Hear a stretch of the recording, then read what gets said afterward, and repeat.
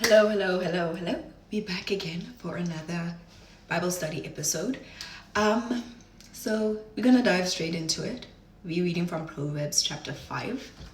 No, chapter 3, verse 5 to 6. And it reads as follows. Trust in the Lord with all your heart. On your own intelligence, rely not. In all your ways be mindful of him, and he will make straight your paths. So, in this case, we're going to have to understand what our intelligence means and what trusting in the Lord implies. So, a little backstory for understanding the intelligence, right? We all have different experiences, and divine wants to experience life through us, right? And as much as we are all different and have our own ways of living and experiencing life, there are fundamental basics that we share. Some of us might not reach all levels in time or in a lifetime, but you might just come back again and live again to actually complete that cycle and reach enlightenment. And in this case, enlightenment is what Jesus actually possessed when he resurrected from his crucifixion. So the first part of our journey starts with initiation. This initiation is into the matrix. This is when we are born. Because when we are born, we become dependent on food, on another human being, on learning how society works, using norms and traditions to be able to survive in the group or setting of family that we are actually introduced into. And in all this, it creates limiting factors in that we can't actually do as we please as we grow up in our journey from birth. And as much as we are limited in these norms and beliefs, simultaneously we also start to fill a bag that we carry with us all our lives, or most of our lives, where we start to store our traumas, our toxicities, rules and obligations, and in this we become chained, right? We become chained to society. Gnostics say that we are actually imprisoned on this earth. And I think if you watch The Matrix, you will understand what we mean about that we are living like slaves, and there is this warden that's keeping us in check. And as we go through this initiation phase, there can come a point in our lives where we don't feel content. Something feels a little off. Like, okay, this can't be all that there is. This is not enough for me. Or you do feel imprisoned even to some point, and you have this feeling of wanting to break free.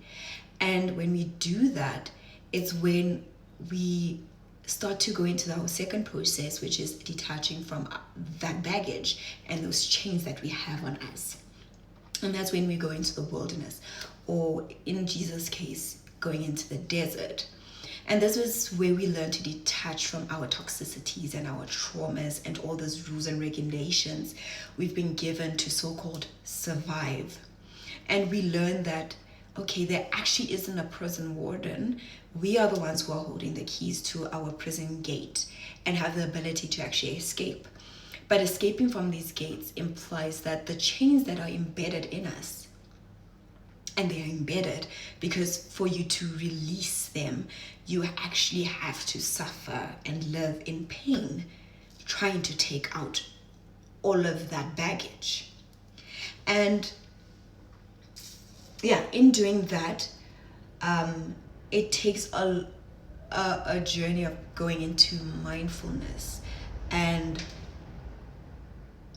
trying to establish actually who you are without the somewhat lies and tendencies of slavery of the matrix. And by the way, the wilderness is what Israel went into, right? For 40 years, walking in circles, right? And in that, when you loop these mistakes and these journeys and trying to understand who you are and trying to detach, you make mistakes, but in essence, you learn from them to be able to escape forever.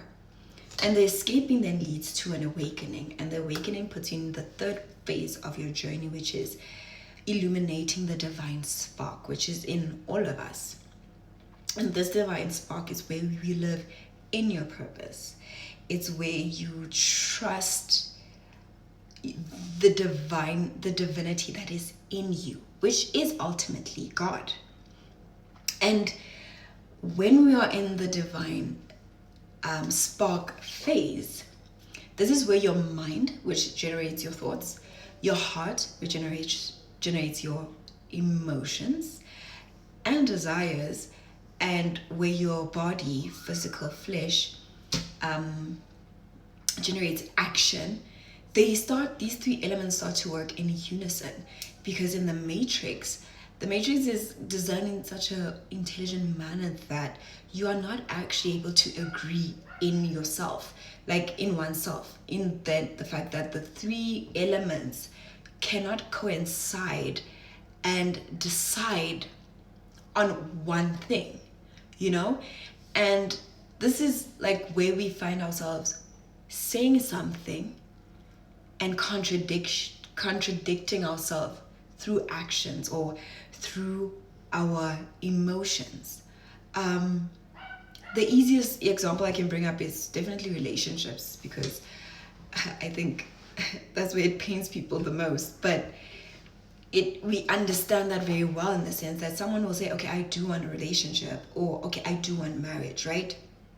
That is your mind generating the thought of, okay, I want marriage. And that desire grows through your heart, that every time you remind yourself that this is what I want for myself, that desire grows and the emotion for that thing grows. And then in action, you get married. But then you get in cases where people cheat, or people are abusive and manipulative, and that goes against, wanting a so-called happy marriage. And then we wonder why the thing that we ask for, we're not actually getting, because there seems to be a disconnect between the mind, heart, and the body. And when you live in our divine spark, what you think becomes your desire and your emotions, and is driven by the action that you do. And there's no contradiction in that action. And you are able to live a more content life. And in this divine spark, what we have to understand, as much as the mind and the heart and the body work in unison, we start to learn that we are not those things, though. I'm not my thoughts. I'm not my emotions. And I'm not my actions. And by the way, with actions, it's so important. This is regarding whether it is good actions or it's evil actions. You start to learn that you are divine. That spark in you starts to grow, and you learn I'm divine. So if I'm divine, I'm actually the observer. I'm the one experiencing, living in this spark. And as soon as we start realizing that, we become more wholesome, we become more understanding, and more loving, because love is actually just being in your original form. This original form is what you were before you were born. And in when you reach that level of divine spark, you learn that, it's not so much about what outside people say divine is. It's actually me starting to remember, who am I? So I hope you enjoy the rest of your day, and catch me on the next Bible scripture.